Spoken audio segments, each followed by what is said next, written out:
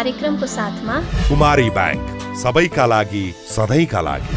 विश्वास जित्दै अघि बढ्दै Mega Bank Nepal Limited. Laxmi Bank, लक्ष्य छ, लक्ष्मी बैंक छ। साङ्ग्रिला डेभलपमेन्ट बैंक लिमिटेड, स्थानीय विकासको आधार। Prime Life Insurance Company Limited, सुरक्षित भविष्य। Lumbini General Insurance Company Limited, ensuring risks for prosperity. Progressive Finance Limited, our business is to finance yours. नेपालको जनसङ्ख्या वृद्धि दर 8 दशक यताकै कम रहेको छ। केन्द्रीय तथ्याङ्क विभागका अनुसार यस वर्ष उक्त वृद्धि दर 0.93% सहित कुल जनसङ्ख्या 2,91,92,480 पुगेको छ। विभागको प्रारम्भिक नतिजा अनुसार पुरुषको जनसङ्ख्या 48.9 र महिलाको जनसङ्ख्या 51.04% छ। यस्तै चालु आर्थिक वर्षको 6 महिनामा उद्योग क्षेत्रमा रु 1,86 अर्ब बराबरको लगानी प्रतिबद्धता आएको छ, जुन गत आर्थिक वर्षको सोही अवधिको तुलनामा 158% बढी हो। उद्योग विभागका अनुसार सो अवधिमा 154 उद्योग दर्ता भएका छन्। नमस्कार, कार्यक्रम अर्थको आजको श्रृङ्खलामा म आकांक्षा उपाध्याय स्वागत गर्दछु। आजको कार्यक्रममा हामी आधार दर बढेसँगै ब्याङ्कको ब्याज दर महँगिने, ओमिक्रोन संक्रमणले पुनः प्रभावित बन्दै पर्यटन उद्योग र सङ्कटमा रामपुर क्याम्पस लगायत साताका थप आर्थिक गतिविधि लिएर उपस्थित भएका छौँ। आउनुहोस् आजको कार्यक्रम सुरु गरौँ। ब्याङ्किङ प्रणालीमा तरलता अभाव चर्किएसँगै कर्जाको ब्याज समेत महँगिने भएको छ। गत आर्थिक वर्षको पुसको तुलनामा चालु आर्थिक वर्षको सोही अवधिमा वाणिज्य ब्याङ्कहरूको आधार दर 1.18% बिन्दुले बढेको छ। तरलता कसिलो बढेकै कारण हाल निक्षेपको ब्याज दर बढेको छ।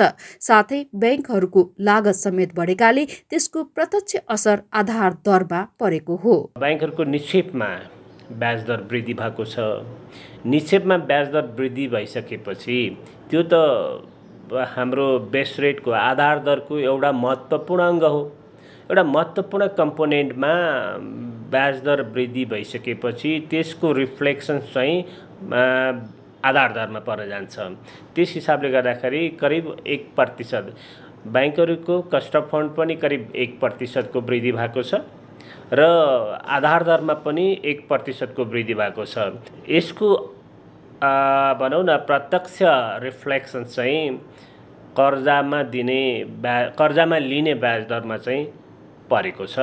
अहिले हाम्रो ग्राहकहरूले जसरी पहिला भनौँ न कुनै एउटा निश्चित प्रतिशतमा चाहिँ पुस मसान्तसम्म एउटा ब्याज दर चाहिँ इन्जोय गरिराख्नु भएको थियो भने यो माघमा आइपुगेपछि त्यो वृद्धि भएको आधार दर चाहिँ त्यसमा रिफ्लेक्सन्स भइसकेको हुनाले 1% जस्तो हाराहारीमा वृद्धि भएको छ। आधार दरमा भएको वृद्धिले स्वाभाविक रूपमा कर्जाको ब्याज दर बढ्ने गर्दछ। महँगो ब्याज दरले उत्पादनमूलक उद्योग, कृषि तथा जलविद्युत क्षेत्र बढी प्रभावित हुने देखिन्छ। ब्याज दर स्थिरताका लागि दीर्घकालीन नीति लिनुपर्ने खाँचो छ। प्रोडक्टिभ सेक्टरको चाहिँ ब्याज बढ्नु हुँदैन। यो 60% भन्दा बढी लगानी चाहिँ अनप्रोडक्टिभ सेक्टरमा छ। ब्याङ्कहरूको ब्याज बढाउने हो भने उता बढाउनु पर्यो प्रोडक्टिभ सेक्टरमा, जसै उत्पादनमुखी उद्योग, निर्यातमुखी उद्योग, हाइड्रो पावर, यावत कुराहरू, कृषि, यस्ताहरूमा चाहिँ ब्याज बढ्नु। लङ टर्म पोलिसी चाहिँ नेपाल सरकार, राष्ट्र ब्याङ्कले ल्याउनुपर्छ र यो ल्याएपछि चाहिँ यो ब्याज चाहिँ उद्योग क्षेत्रमा धेरै घट्नुपर्छ, नबढ्नुपर्छ, समानान्तर रूपमा चलिरहनुपर्छ। पुँजीगत खर्चमा कमी, घट्दो विप्रेषण आप्रवाह र चुलिदो आयातले समेत लगानी योग्य रकमको अभाव भएको छ।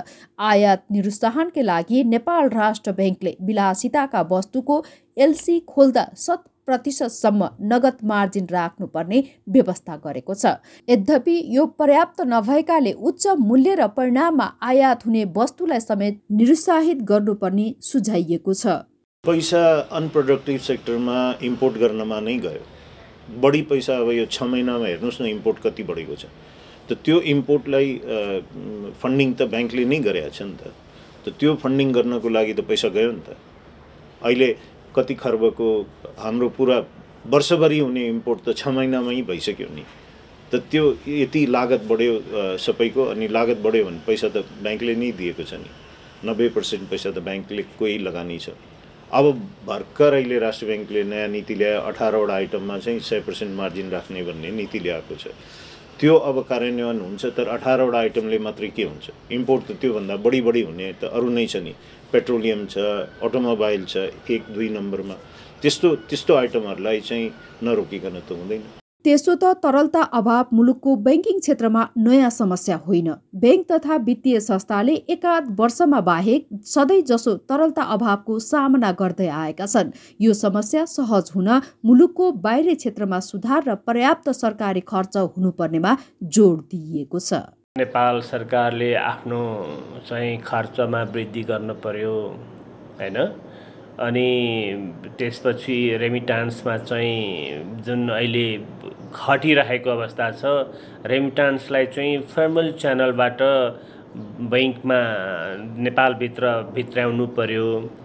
विदेशबाट आउने जति पनि अब चाहिँ अनुदानहरू हुन्छ, ऋणहरू हुन्छ, तिनीहरूलाई चाहिँ भित्र्याउनु पर्यो। यिनै कारणहरू हुन्। अब अर्को हुनसक्छ तपाईँ एक्सपोर्ट वृद्धि गर्न सक्ने भयो भने त्यहाँबाट पनि इम्पोर्ट सब्स्टिट्युट हुन सक्ला, अथवा केही रेभेन्यू अब एक्सपोर्टको एक्स्ट्रा प्रफिट्स नेपालभित्र भित्रिन सक्ला। यी कुराहरूले चाहिँ लिक्विडिटी बढाउन सक्ने हुन्।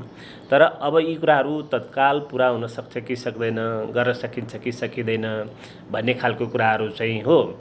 चालु आर्थिक वर्षको पुससम्ममा वाणिज्य बैंकहरूको औसत आधार दर 8.37% पुगेको छ। 2077 पुसमा यो 7.19% रहेको थियो। चालु आर्थिक वर्षको 6 महिनामा वाणिज्य बैंकहरूले झण्डै 4.25 खर्ब कर्जा प्रवाह गर्दा 1.25 खर्ब मात्र निक्षेप सङ्कलन गरेका छन्। भर्खरै प्रस्तुत गर्यौं ब्याङ्कको ब्याज दर सम्बन्धी सामग्री। अबको पालो ब्रेक।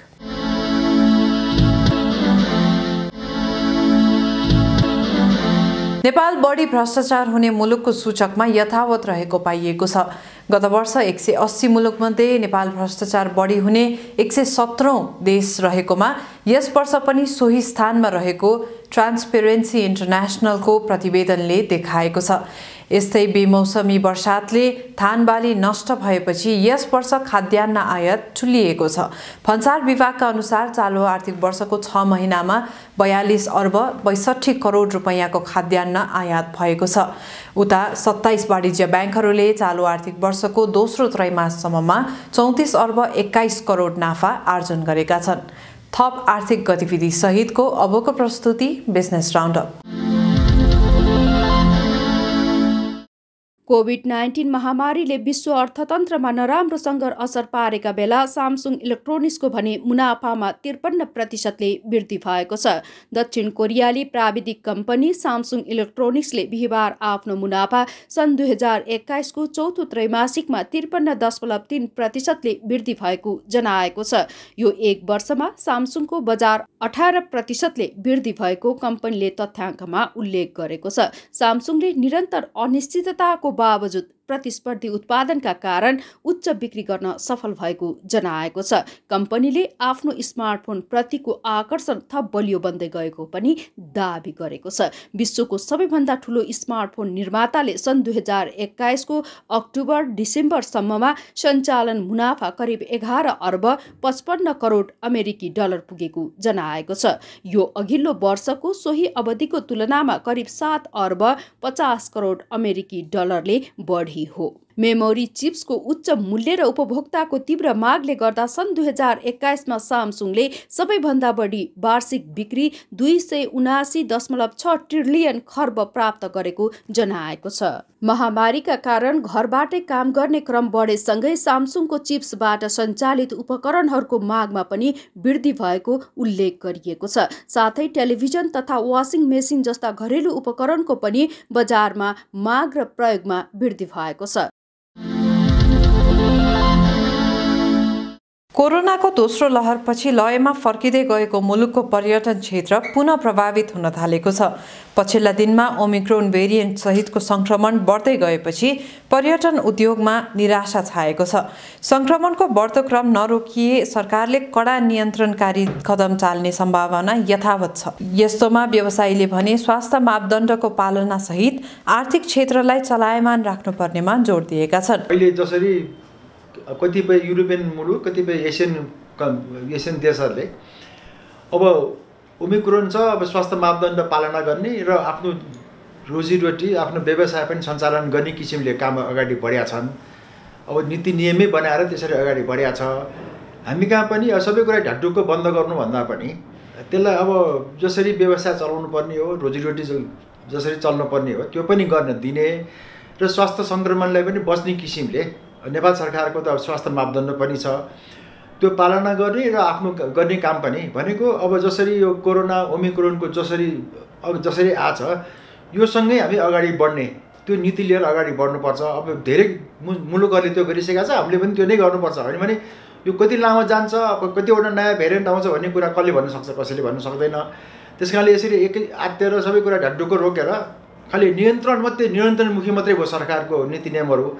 अब आर्थिक रूपमा हामी कसरी अब मान्छेको जीवनयापन कसो गर्छ भन्ने कुराहरू सरकारले हेरेकै भएन। त्यसो त कोरोना महामारीको अन्त्य अनिश्चित रहेको विज्ञहरूले बताउँदै आएका छन्। महामारीका बेला जनजीवनको सुरक्षा र आर्थिक व्यावसायिक गतिविधि सुचारू राख्नुको विकल्प देखिँदैन। यसका लागि सरकारले निजी क्षेत्रसँगको सहकार्यमा स्पष्ट कार्यदिशा सहित अघि बढ्नुपर्ने खाँचो औँलाइएको छ। आर्थिक क्षेत्रमा त के पनि हेरिया छैन। अब हाम्रो 2020मा 2021मा 2 वर्ष त हामी जेन तेन टिक्यौँ नि। अब कसरी अगाडि बढ्ने, आर्थिक रूपमा हामी कसरी अगाडि बढ्छौँ भन्ने कुराहरू प्रष्ट रूपमा राष्ट्रिय एउटा कार्यदिशा कार्यनीति आइदिनु पर्यो। त्यसले गर्दाखेरि समन्वय रूपमा बढ्छ। जहाँ चाहिँ अलि व्यवस्थित रूपमा अब नीति नियम बनिएको छ, जब अलि राम्रो व्यवस्थापकीय पक्ष राम्रो हेरिया छ त्यहाँ रिजल्ट राम्रै आछ। जहाँ चाहिँ नि अब एक्लै गरेका काम अर्कोले मतलब त्यति मतलब नहुने, समन्वय नहुने अवस्था जुन हाम्रो देशमा पनि देखिया छ। त्यसले गर्दाखेरि अलि अन्योलता बढ्ने अनि कामको रिजल्ट चाहिँ नि खोजेको जस्तो नहुने, अलि ढिलो हुने अनि त्यस्तो कुराहरू भइरहेछ। सन् 2021मा 1,50,962 पर्यटकले नेपाल भ्रमण गरेका छन्, जुन अघिल्लो वर्ष 2020को तुलनामा 34% कम हो। 2021मा पर्यटन क्षेत्रबाट 7 अर्ब 87 करोड रुपैयाँ बराबरको आम्दानी भएको अर्थ मन्त्रालयको तथ्याङ्क छ। चितवनको खैरहनी नगरपालिकाको कठारमा सञ्चालित कार्प रिसोर्ट कृषि पर्यटनको आकर्षण बन्दै गएको छ। 8 बिघा क्षेत्रफलमा फैलिएको उक्त फार्ममा वार्षिक लाखौंको कारोबार हुने गरेको छ। 20 जना भन्दा बढी व्यक्तिहरूको 2 करोड भन्दा बढी लगानी रहेको रिसोर्ट क्षेत्रमा माछा फार्म, रेस्टुरेन्ट, होम स्टेका साथै कृषि तथा माछा पालन सम्बन्धी तालिम केन्द्र सञ्चालनमा छन्। हामीले चाहिँ खास विशेष चाहिँ हाम्रो चाहिँ अब यो टिलापिया मोनोसेक्स भन्नेको चाहिँ हाम्रो चाहिँ पुरा उत्पादन हुन्छ र नेपालमा चाहिँ अब त्यो चाहिँ उत्पादन गर्ने हामी मात्र हो अहिलेसम्म होइन। त्यसपछि सहरको पनि पुराहरू यहाँ उत्पादन गर्छन् र त्यसपछि हामीले चाहिँ विभिन्न कार्प जातको माछाहरू र तपाईँको चाहिँ यो टिलापिया र सहरको चाहिँ माछाहरू चाहिँ हामी उत्पादन गर्छौँ। माछा पालनमा स्वदेशी लगानी बढ्दै गए पनि भारतबाट भित्रने माछाका कारण आन्तरिक उत्पादन प्रभावित हुने गरेको छ। दानाको मूल्य वृद्धि, महँगो जनशक्ति, दक्ष कामदारको अभाव लगायत समस्याले उत्पादनको लागत चर्को हुने गरेको छ। यहाँ चाहिँ हाम्रो चाहिँ सबैभन्दा चुनौती भनेको दानाको चाहिँ एकदम महँगो छ। इन्डियाको उसमा तुलनामा धेरै महँगो छ। अब हाम्रो फार्मको चाहिँ विशेषता हेर्ने भने चाहिँ हाम्रो चाहिँ पानीको समस्या छ होइन। त्यसपछि आएर चाहिँ अब हामीले दाना किनेर नै उ गर्न नै गाह्रो छ होइन। अब बिक्री गर्न चाहिँ हामीले चाहिँ त्यति समस्या छैन, मार्केटिङको समस्या छैन। तर मार्केटिङमा चाहिँ अब बिचौलियाहरूको विशेष गरेर यहाँको चाहिँ हाम्रो मात्र होइन कि अब नेपालमा माछा व्यवसायहरूले गर्नेहरूले चाहिँ सबैभन्दा प्रतिस्पर्धा चाहिँ इन्डियाकै माछासँग गर्नुपर्छ। नेपालमा वर्षेनी करोडौँ मूल्यको माछा आयात हुने गरेको छ। माछा पालनमा मुलुक आत्मनिर्भर हुन सक्ने बलियो सम्भावना भए पनि यो क्षेत्र सरकारकै प्राथमिकतामा पर्न सकेको छैन। मदन भण्डारी मेमोरियल कलेजले स्थापनाको 2 दशक पूरा गरिसकेको छ। मदन भण्डारी फाउन्डेसनद्वारा सञ्चालित गैर नाफामूलक यस सामुदायिक कलेजले कम शुल्कमा स्तरीय सेवा प्रवाह गर्दै आएको बताइएको छ। हामीले चाहिँ सञ्चालन गर्न सक्नु पछाडिको अर्को चाहिँ कम शुल्कमा चाहिँ शिक्षा दिन सक्नु पछाडिको कारण भनेको चाहिँ यो चाहिँ भवन निर्माणमा पनि हैन हामीले चाहिँ दाती संस्थाहरूले चाहिँ सहयोग गरेका छन्। यो जग्गा यो चाहिँ सार्वजनिक जग्गा हो। सार्वजनिक जग्गाको लागि पनि नेपाल सरकारले मदन भण्डारी कलेज चाहिँ हस्तान्तरण गरेको छ। यो जग्गा र भवनको भाडा तिर्नु नपर्ने हुनाले पनि हामीले चाहिँ सस्तो शुल्कमा विद्यालय चाहिँ गुणस्तरीय शिक्षा उपलब्ध गराउन सफल भएका छौँ। 2057 सालमा स्थापित मदन भण्डारी कलेजमा व्यवस्थापन, मानविकी र विज्ञान संकायतर्फ गरी हाल 1100 भन्दा बढी विद्यार्थी अध्ययनरत छन्। यस कलेजका विद्यार्थी सामाजिक उत्तरदायित्वका काममा समेत अग्रसर रहने गरेका छन्। हामी राष्ट्र, समाज र समुदायप्रति पनि हाम्रो विद्यार्थीलाई उत्तिकै जिम्मेवार बनाउने गर्छौँ र प्रत्येक पटक हामी चाहिँ प्रत्येक साल हामी चाहिँ रेगुलर बेसिसमा हैन प्रत्येक वर्ष हामी चाहिँ कलेज स्थापना दिवसको उपलक्ष्यमा होस् अथवा अरू समयमा हामी चाहिँ विद्यार्थीहरूलाई विभिन्न यस्तो चाहिँ हामीले बाढी पीडितहरूलाई सहयोग गर्नका लागि चाहिँ हामी विद्यार्थीहरू परिचालित हुन्छन् र आर्थिक हिसाबले पनि हामी त्यहाँ चाहिँ हैन डोनेट गर्ने गर्छौँ। त्रिभुवन विश्वविद्यालयको सम्बन्धन रहेको यस कलेजमा स्नातक तहमा बीए, बीबीएस र बीएससी सीएसआईटीका साथै स्नातकोत्तर तहमा समाजशास्त्र, पत्रकारिता तथा आम सञ्चार र अङ्ग्रेजी विषयका शैक्षिक कार्यक्रम सञ्चालनमा छन्। हामीसँग रामपुर क्याम्पस सम्बन्धी सामग्री बाँकी नै छ। हामीसँगै रहनुहोला।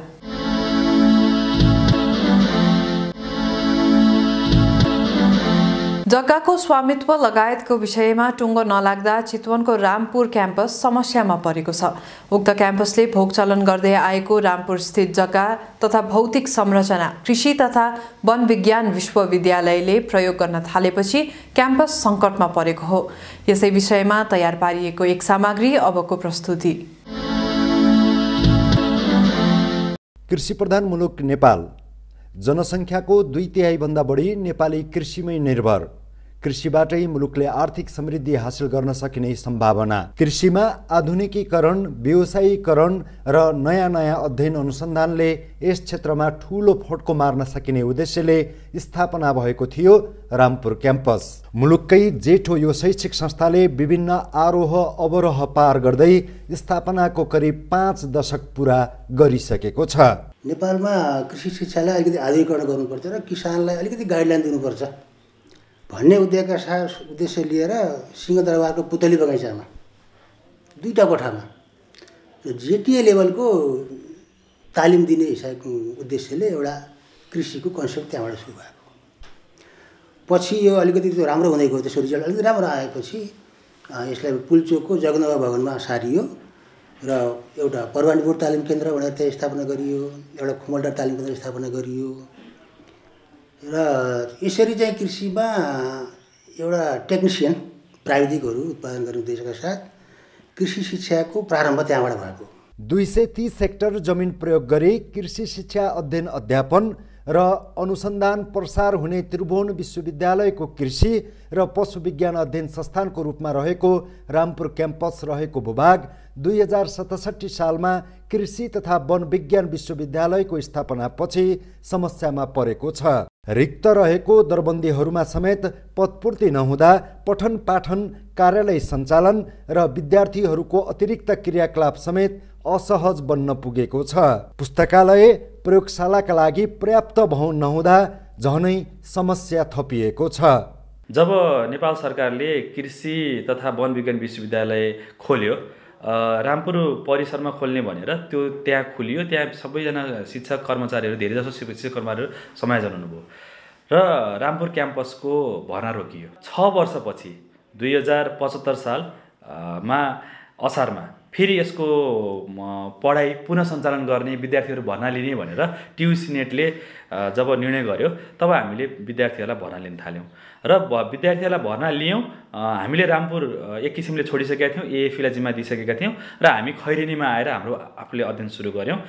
त्यो आउँदाखेरि एउटा क्लास रुम, केही थान अफिसको लागि बिल्डिङ भन्दा बाहेक हामीसँग केही पनि थिएन। यसमा चाहिँ सैद्धान्तिक भन्दा पनि व्यवहारिक ज्ञान बढी आवश्यक छ र व्यवहारिक ज्ञान अथवा चाहिँ प्रयोगात्मक ज्ञानको लागि हामीलाई त्यो प्रयोगात्मक कक्षा सञ्चालन गर्नको लागि धेरै जग्गा चाहिन्छ, खेत चाहिन्छ र त्यो खेतको त अहिले हामीसँग उसरी भन्दा एउटा पनि टुक्रा छैन।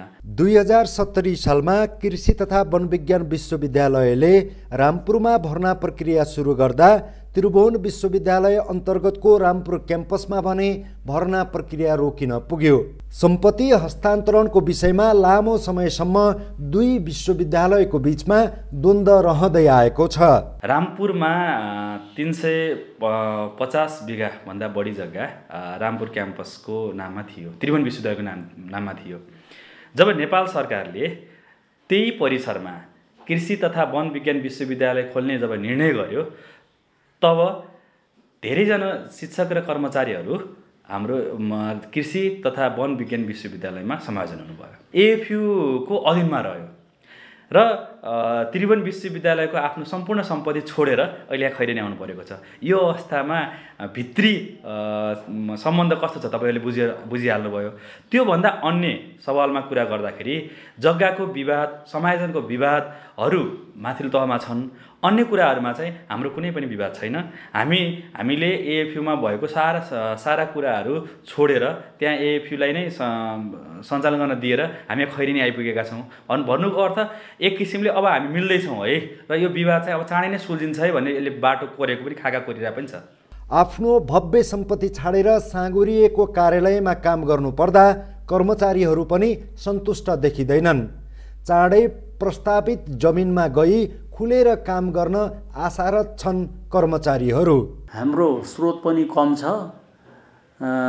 त्यसकारणले टाउको गनेर पैसा आउँछ, बढी आउँदैन। स्रोत कम भएको हुनाले हामीले तपाईँहरूलाई तोकेको भन्दा बढी सुविधा दिन सक्दैनौँ। यति चाहिँ तपाईँहरूले हामीलाई सहयोग गरिदिनु पर्यो। हामीले चाहिँ हाम्रो सकेको सुविधा चाहिँ त्यही गेस्ट हाउस उपलब्ध गराएका छौँ। यतिले भए पनि चित्त बुझाउनु पर्यो। रामपुर क्याम्पसमा अहिले कृषि स्नातक तहतर्फ 250 विद्यार्थी अध्ययन गर्दै आएका छन्। क्याम्पसको आफ्नै जग्गा तथा भौतिक संरचना नहुँदा विकास निर्माण शीर्षक ठप्प हुन गई शैक्षिक कार्यक्रम सञ्चालनमा समेत समस्या हुँदै आएको छ।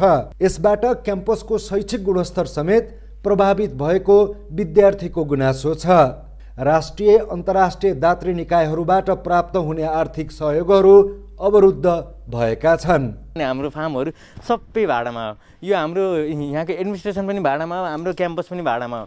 हाम्रो सबै नै अहिले चाहिँ भाडामै चलाइरहेको छौँ र यो कति दिनसम्म चल्ने र कति बेरसम्म चल्ने अझै हामी पनि अल्लमल्ल छौँ। म यहाँ नाम निकाल्न मात्रै पनि मैले 1 वर्ष लस गरिरहेको हुँ। यहाँ कम्पिटिसन गर्दै गर्दा मान्छे जसरी मे उयसमा कम्पिटिसन गर्छन् त्यसरी हामी यसमा एग्रिकल्चरमा नाम निकाल्नलाई कम्पिटिसन गरेर आयौँ। हामी खुसी थियौँ, नाम निस्क्यो रामपुर क्याम्पस भनेपछि हामी अझै खुसी थियौँ टियुको सेन्ट्रल क्याम्पस भनेर। तर यहाँ आउँदै गर्दा हामी जे देख्यौँ त्यो सबै हाम्रो लागि विडम्बनाको कुरो हो।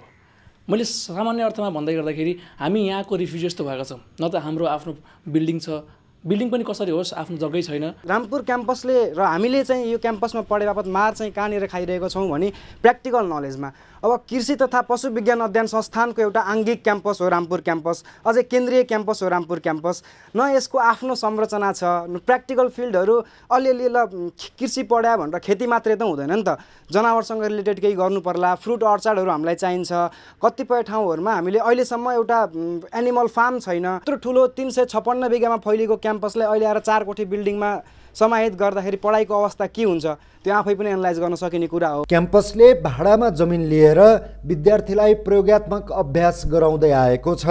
पुरानो बस प्रयोग गरी विभिन्न फार्म र संस्थाहरूमा विद्यार्थीहरूको पहुँचता बढाइएको छ। हाल क्याम्पसलाई खैरहनी नगरपालिकाले विभिन्न सहयोग गर्दै आएको छ। एउटा नगरपालिकाले कृषि क्याम्पसको लागि कति लगानी गरेको छ? हामीले भवन नै 3-4 वटा भवन नै दिएका छौँ।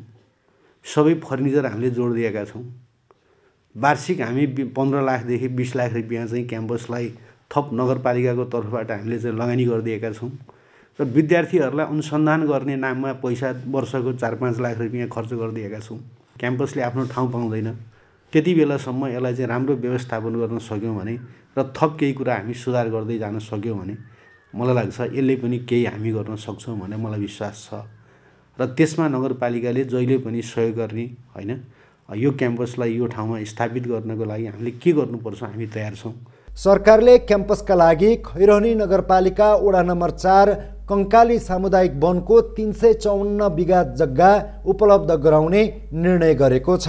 यहाँका किसान कृषकहरूले जुन अब खेतीपाती गरेका छन् उहाँहरूलाई पनि ऊर्जा मिल्ने भएको कारणले गर्दाखेरि यो कृषि कलेज यहाँका आम पब्लिकले यही ठाउँमा हुनुपर्छ भनेर माग गरेको कारणले गर्दाखेरि हामीले 2-4 अरू कार्यक्रमहरू पनि चलाएका थियौँ यही कृषि कलेजको विषयमा। करिब 21 हेक्टर जमिन चाहिँ हामीले चाहिँ यस रामपुर कृषि कलेजलाई चाहिँ दिने गरेर हामीले वन समितिसँग पनि समन्वय गरेका छौँ। सबैसँग समन्वय गरेर यसलाई अगाडि बढाउनुपर्छ भन्ने मेरो धारणा छ। साथै जग्गा हस्तान्तरणको समस्याले त्रिभुवन विश्वविद्यालयको कृषि र पशु विज्ञान अध्ययन संस्थानको रामपुर क्याम्पस र कृषि तथा वन विज्ञान विश्वविद्यालयले पनि अपेक्षित काम गर्न सकेको छैन। यो समस्या समाधान नभए मुलुकको कृषि विकास, कृषि शिक्षा र कृषि अर्थतन्त्रमै असर पर्ने भन्दै रामपुर क्याम्पसले यसको यथाशीघ्र निकास हुनुपर्नेमा जोड दिएको छ।